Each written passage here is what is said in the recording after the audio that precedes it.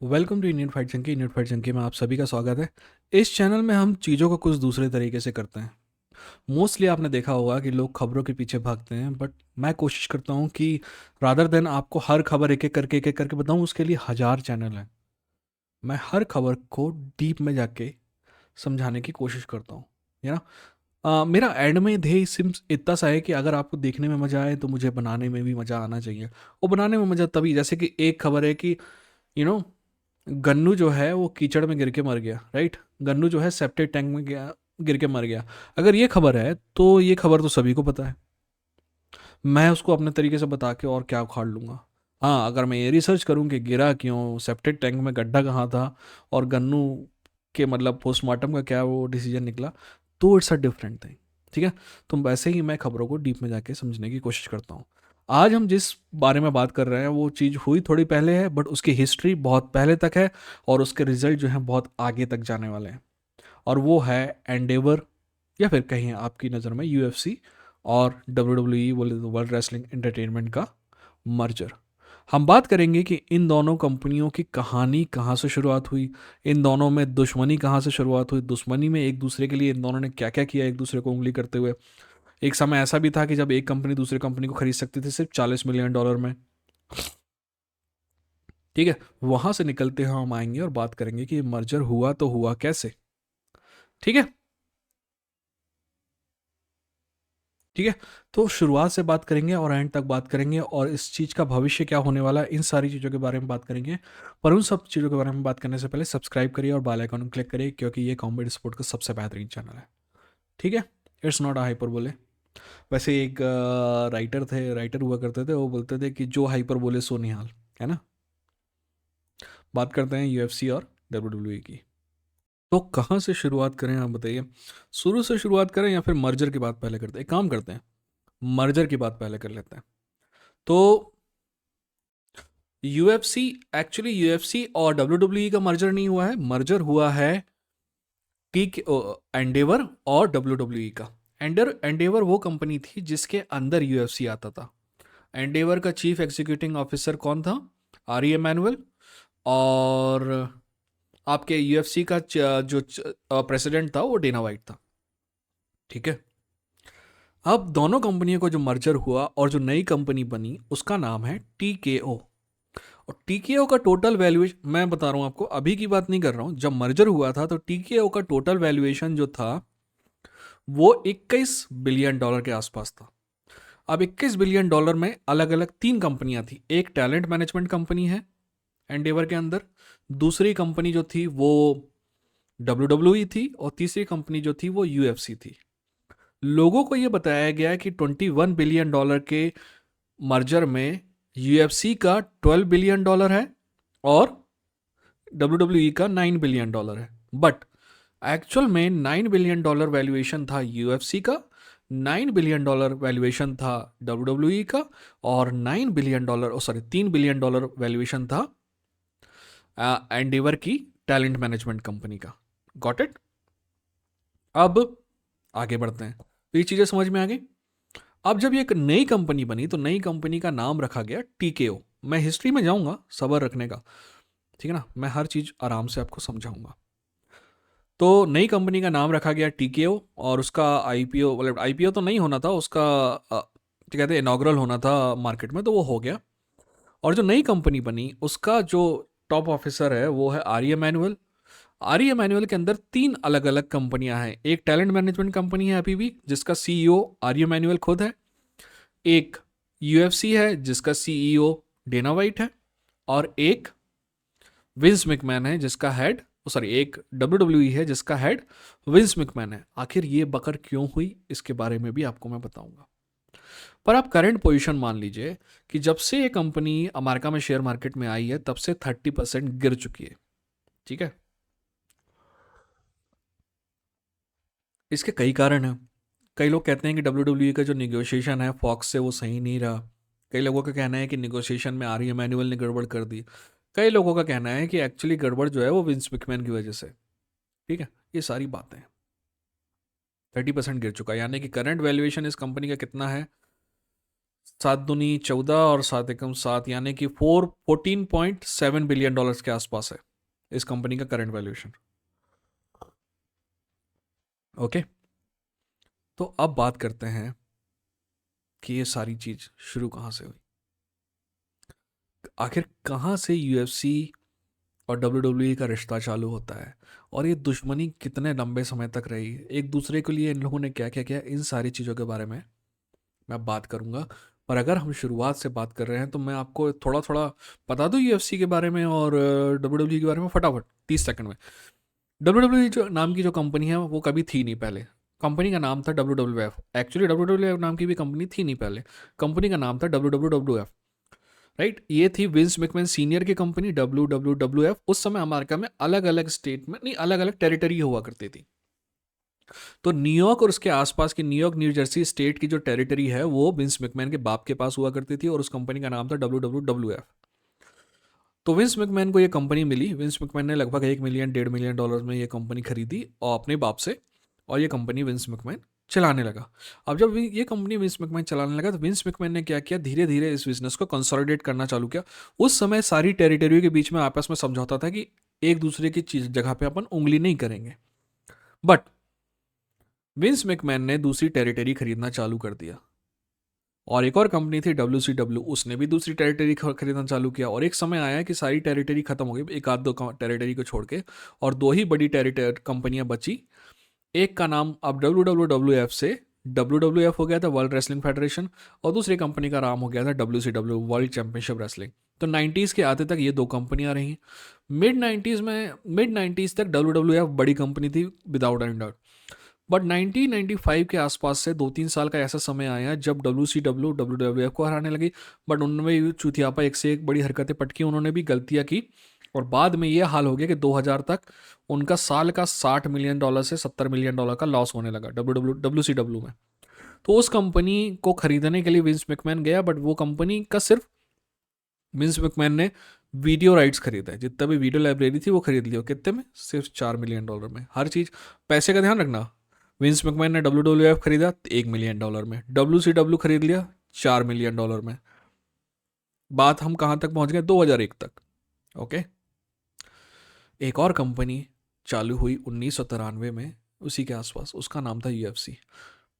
अब UFC की बात कर लेते हैं। UFC बहुत तेजी से आगे बढ़ रही थी, बट जॉन मैकेन जो हद से ज़्यादा चूतिया आदमी था, इसलिए नहीं कि वो UFC के खिलाफ था, इसलिए क्योंकि उसकी दूसरी चीज़ें भी जो है ना जॉन मैकेन की, वो मेरे को पसंद नहीं थी। आज जॉन मैकेन अपने बीच में नहीं है, पर मैं उन लोगों में से नहीं हूँ कि सिर्फ आदमी मर गया इसलिए मैं बोलने लगा कि वो अच्छा आदमी था।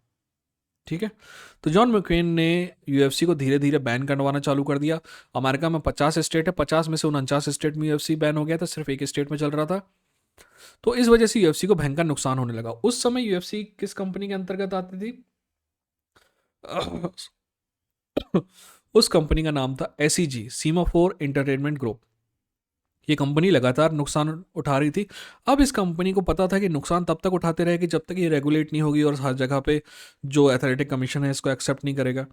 एक एथलेटिक कमीशन था वेगस का, जो इसको अगर एक्सेप्ट कर लेता, तो ऐसा है ना कि अगर वेगस एक्सेप्ट कर लेता सभी एक्सेप्ट कर लेते, और अगर सभी एक्सेप्ट कर लेते तो वापस ये कंपनी फायदे में आ जाती। तो आखिरी समय जब एक्सेप्ट करने का आया वेगस का, तो इनको लग रहा था कि वेगस जो है एक्सेप्ट करने वाला है। इनके पास 3 वोट थे, 5 जो सदस्य, 5 में से 3 वोट इनके पास थे। पर लास्ट समय में एक वोट इनके पक्ष में से उठ के दूसरे पक्ष में चला गया, और इनको एक्सेप्टेशन जो है इनका एक बार फिर से डिनायल हो गया, और फिर 6 महीने के लिए बात टल गई। और वो जो वोट किसका था? लोरेंजो फर्टीडा का। अब हम कहाँ पहुँच गए हैं? लगभग, ठीक है, उसी समय पहुँचे जहाँ जहाँ अपन ने WWE को छोड़ा था। अब सीमाफोर एंटरटेनमेंट ग्रुप जो है दिक्कत में फंस गया। उसके पास ज़्यादा पैसे नहीं थे कि कंपनी को ज़्यादा समय के लिए चला पाता।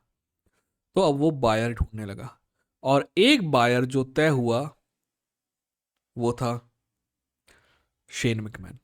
शेन मैकमैन ने UFC खरीदने के लिए बात कर ली, सारी चीज़ें फाइनलाइज हो गई।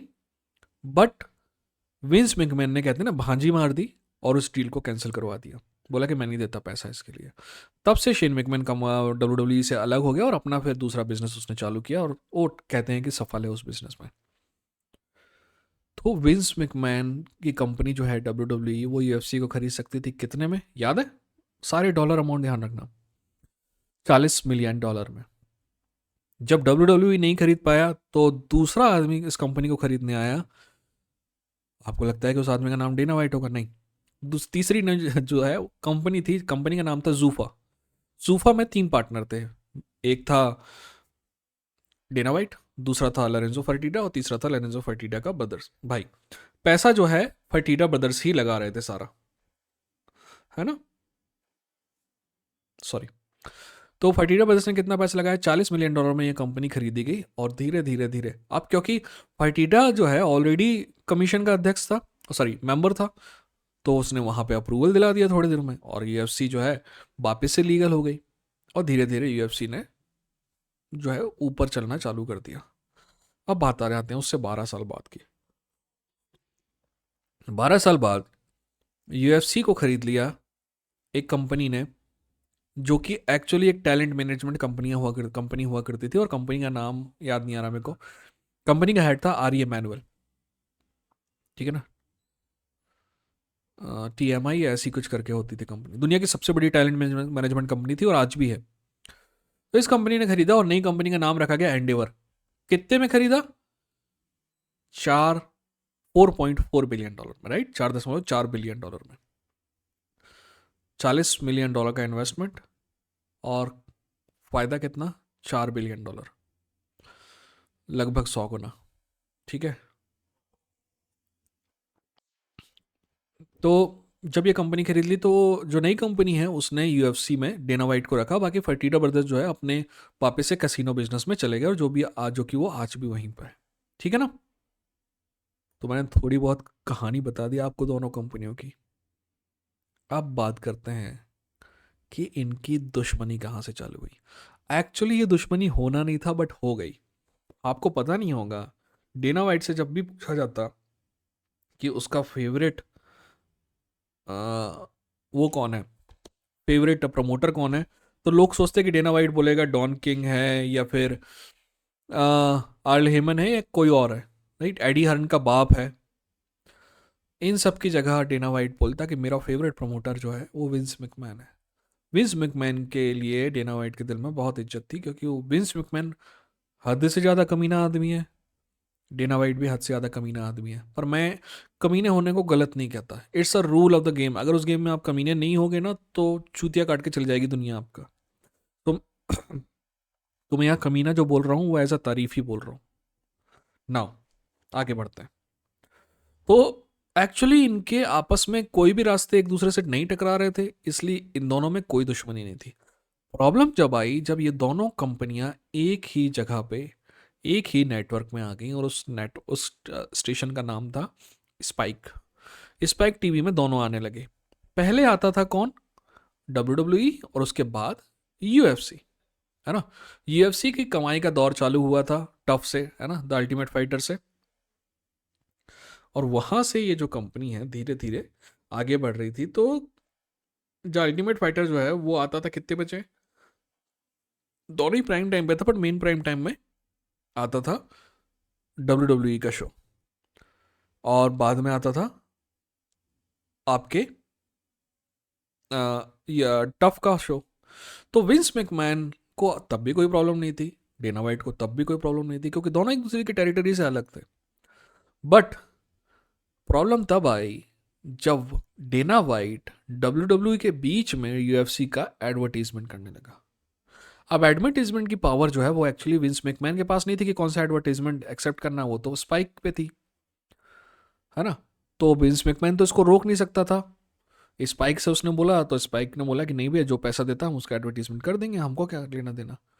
तो डेना वाइट के पास विंस मैकमैन ने फ़ोन किया और बोला कि मेरी उसमें एडवर्टीजमेंट करना बंद कर दो। डेना वाइट का सिंपल वो ये था कि जब लोग असली फाइट देख सकते हैं तो मेरी स्क्रिप्टेड फाइट क्यों देखेंगे, है ना? तो उसने कहा कि मेरे दर्शकों में अपना एडवर्टीजमेंट मत करो, क्योंकि दर्शक जो है माइग्रेट कर सकते हैं, ठीक है ना? वो अपनी टेरिटरी बचा रहा था। अब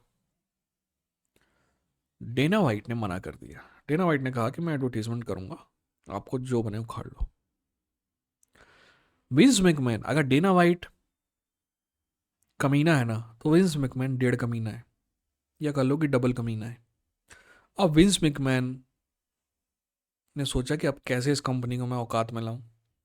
तो विंस मैकमैन ने सबसे पहले, माइक गोल्डबर्ग हुआ करता था, माइक गोल्डबर्ग को $100,000 देने का वादा किया और बोला कि तुम ये जो पेपर व्यू होने वाला है ना, यूएफसी पता नहीं कितना कौन सा पेपर व्यू था, उसमें मत जाना।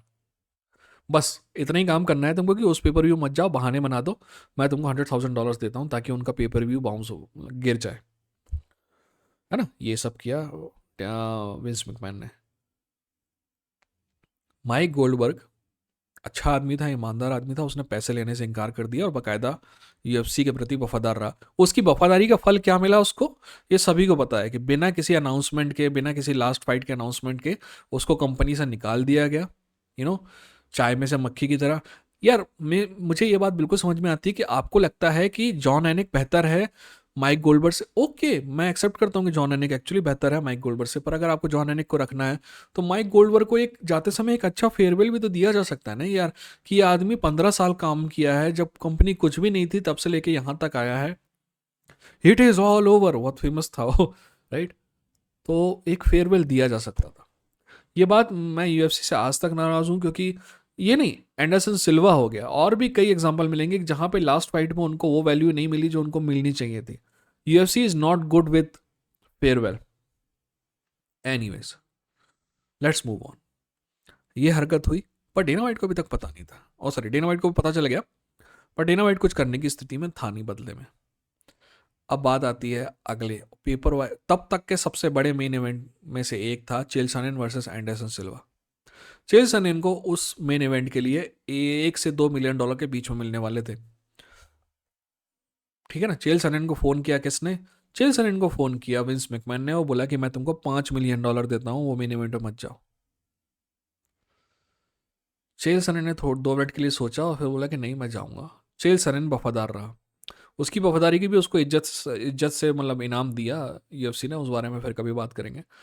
पर जब ये खबर दोनों पहुंची ना डेना वाइट के पास, तो डेना वाइट ये समझ गया कि दोस्त, विंस मैकमैन के साथ उंगली करने का कोई मतलब नहीं है, उससे दुश्मनी लेने का कोई मतलब नहीं है। तो यूएफसी ने एडवर्टीजमेंट जो है वो बंद कर दिया, ठीक है। यहाँ तक तो दुश्मनी की बातें थी, बट फिर दोस्ती भी चालू हुई। क्या हुआ कि ब्रॉक लेसनर जो है एक समय यूएफसी के भी अंडर कॉन्ट्रैक्ट में था और डब्ल्यूडब्ल्यूई के भी अंडर कॉन्ट्रैक्ट में था, ठीक है ना। तो दोनों ने उसको बाकायदा शेयर किया और एक दूसरे के प्रति प्रॉब्लम खड़ी नहीं की, तो यहाँ से इनकी दोस्ती बढ़ती गई। उसके बाद निक खान जो है वो यूएफसी का चीफ एग्जीक्यूटिव ऑफिसर बन गया, वो सॉरी डब्ल्यूडब्ल्यूई का चीफ एग्जीक्यूटिव ऑफिसर बन गया, और निक खान जो है वो बहुत सारे फाइटर्स को रिप्रेजेंट करता था, तो यहाँ से उनकी दोस्ती और प्रगाढ़ हो गई। अब आप सोच रहे होगे कि मर्जर तक बात कैसे आई, तो मैं आपको बताता हूँ।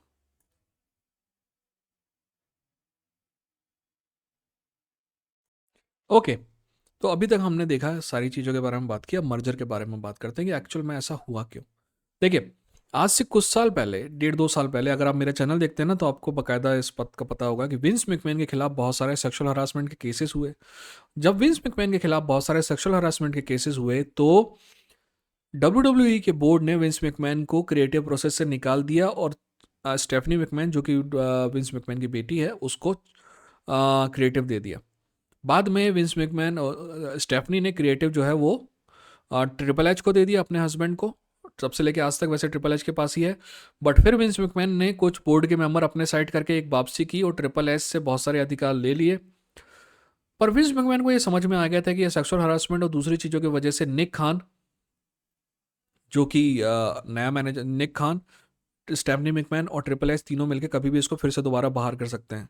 तो विंस मैकमैन ने इस कंपनी में हमेशा बना रहने का तरीका निकाला कि उसको करना है मर्जर आर मैनुअल की कंपनी एंडेवर के साथ, और अगर वो मर्जर करेगा तो वो मर्जर में बाकायदा लिखेगा कि एक क्लॉज ये है कि मेरे को इस कंपनी से कभी नहीं निकाल सकते, और एक्चुअल में वो क्लॉज है, विंस मैकमैन को इस कंपनी से कभी नहीं निकाल सकता। ये है कि उससे राइट्स लिए जा सकते हैं कि भाई तुम ये नहीं करोगे, वो नहीं करोगे, बट ऐसा है कि तुम कभी निकाले नहीं जा सकते। मैं आपको बता रहा हूँ, बोर्ड इतने पावरफुल होते हैं कि एक समय बिल गेट्स को मजबूर कर दिया गया था कि वो अपने शेयर बेचे ताकि उसकी जो शेयर होल्डिंग है वो कम हो जाए कंपनी में, माइक्रोसॉफ्ट में। तो जब बिल गेट्स को मजबूर किया जा सकता है तो फिर विंस मैकमैन को भी मजबूर किया जा सकता है। तो इन सब चीज़ों से बचने के लिए एंडेवर के साथ जो मर्जर किया, मर्जर की क्या वैल्यूएशन है वो मैंने आपको बता दी। अब अगर आप ये वीडियो ध्यान से देख रहे हैं तो आपको पता होगा कि मैंने आपको बताया कि जब से शेयर आए हैं 30% गिर चुका है ना। तो 30% गिरने के पीछे कारण क्या है? कारण दो जगह से अलग अलग कारण बताए जाते हैं। विंस मैकमैन की टीम बताती है कि आरी एमैनुअल जो है ना सही तरीके से निगोशिएट नहीं कर पाया है यूएसए टीवी से, यूएसए नेटवर्क से, और उसकी वजह से डब्ल्यू को कम निगोशिएशन में पैसा मिला है और उस वजह से शेयर डाउन हो रहा है। और वो लोग जो आरी एमैनुअल के पक्ष में वो बोल रहे हैं कि ये जो सेक्सुअल हरासमेंट वाले केसेस हैं ना ये बढ़ते जा रहे हैं विंस मैकमैन के खिलाफ, और इसके खिलाफ बेइज्जती भी हो रही है कंपनी की, इस वजह से गिर रहे हैं। तो दोस्त, विंस मैकमैन के खिलाफ जितने भी सेक्सुअल हरासमेंट के केसेस हैं वो पहले से हैं, है ना, कोई नई बात नहीं है। तो अभी तक आपने देखा है इनकी दुश्मनी, इनकी दोस्ती, इनका मर्जर, तो अभी ये यहाँ पे हैं। मैं बताऊँ आपको कि अगर वो वाले स्पोर्ट जो मोहम्मद अली एक्ट के अंदर नहीं आते हैं ना, वो वाले कॉम्बैट स्पोर्ट, उस कॉम्बैट स्पोर्ट में ये कंपनी जो है सबसे बड़ी कंपनी है।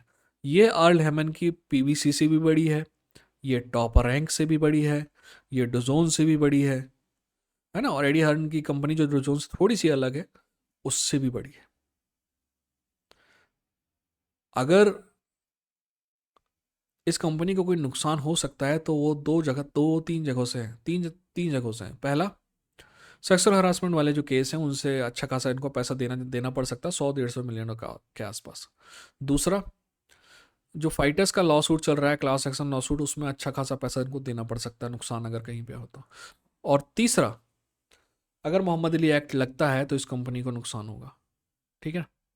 वैसे मैं काफ़ी रिसर्च करता हूँ हर वीडियो के लिए। आपने देखा कि मेरे पास कैमरे वैमरे तो कुछ है नहीं, लाइटिंग वाइटिंग कुछ नहीं है, एडिटिंग मैं करता नहीं हूँ। नॉलेज है तो वो मैं देने की कोशिश करता हूँ।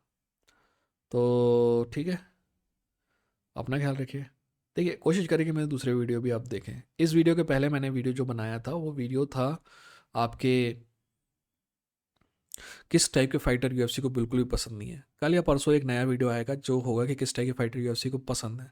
इन सारी चीज़ों में मैंने काफ़ी रिसर्च की। उम्मीद है कि आपने एंड तक देखा होगा। अगर देखा है तो कमेंट सेक्शन में बताइएगा। हो सके तो शेयर कीजिए अपने सर्कल में, क्योंकि मेरे पास सब्सक्राइबर बहुत कम है। ठीक है, लाइक कीजिए और अपने जो भी विचार है कमेंट सेक्शन में दीजिए, मैं हर कमेंट पढ़ता हूँ। ठीक है, अपना ख्याल रखिए, अपनों का ख्याल रखिए। ये था इंडियन फाइट जंगी, लड़ेंगे जीतेंगे।